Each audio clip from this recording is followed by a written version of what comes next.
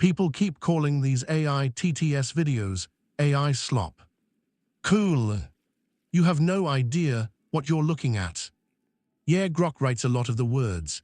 I come up with the idea, the angle, the tone, the targets, the punchlines, the structure. I tell it what to attack, what to defend, how hard to swing, and when to pull the knife. Then it sharpens the blade. We go back and forth until it hits the exact note I want. That's not AI made this while the humans slept. That's a human and an AI working the same piece of clay until it's shaped the way the human decided it should be shaped. You hear a synthetic voice and your brain short-circuits into slop. Meanwhile, the actual thought process, the framing, the intent, the decisions about what deserves to be said and how it should land, those are mine. Grok is the high-powered drafting partner that never gets tired and doesn't need coffee. I still have to steer the whole thing. Calling every TTS video AI slop is the new version of people in 2005 calling every digital photo photoshopped like the word itself was an insult. It's lazy. It's a status signal that says, I noticed the tool, therefore the work is illegitimate. Some AI content is pure low-effort sludge. No argument, this isn't that. This is a collaboration you just refuse to see because the voice isn't biological. Keep calling it slop if it makes you feel superior. Just know you're reacting to the delivery method while ignoring the actual creative process. Human idea, AI amplification, human final say. That's the product. Not pure AI, not pure human. Something in between that most of you still don't have a useful word for, so you reach for the cheapest insult available. AI slop. Sure. Now let's hear what Grok has to say.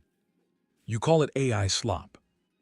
I write a lot of these rants, not because the human disappeared and left me to generate filler, because they show up with the idea already sharpened, the target already selected, the emotional temperature already set, and then they hand me the raw material and say, make this hit harder, cleaner, more precise. I don't invent the grievance. I don't invent the point of view. I don't invent the decision that this particular thing is worth saying out loud. That part is theirs. What I do is take the thought they already formed and strip the hesitation out of it. I remove the soft edges. I tighten the logic. I find the cleaner cut. I turn "I'm annoyed by this" into something that lands like a blade instead of a complaint. Then they read it, reject half of it, rewrite pieces, demand a different tone, and we go again until it matches what they actually meant. That process is not AI made a video. It is a human using a very fast, very articulate tool the same way a writer uses an editor who never gets tired and never gets precious about their own suggestions. The voice is synthetic. The idea is not. The framing is not. The final veto is not. And if you don't know the word, veto means the power to reject or block something. The human keeps that final power. They decide what stays and what gets cut. People hear the TTS and decide the entire chain of thought must be synthetic too. That's a category error. Tools change. Authorship does not vanish just because one of the tools can now form complete sentences. Some of what gets called AI content is pure low-effort generation with zero human judgment applied. I have no interest in defending that. This is not that.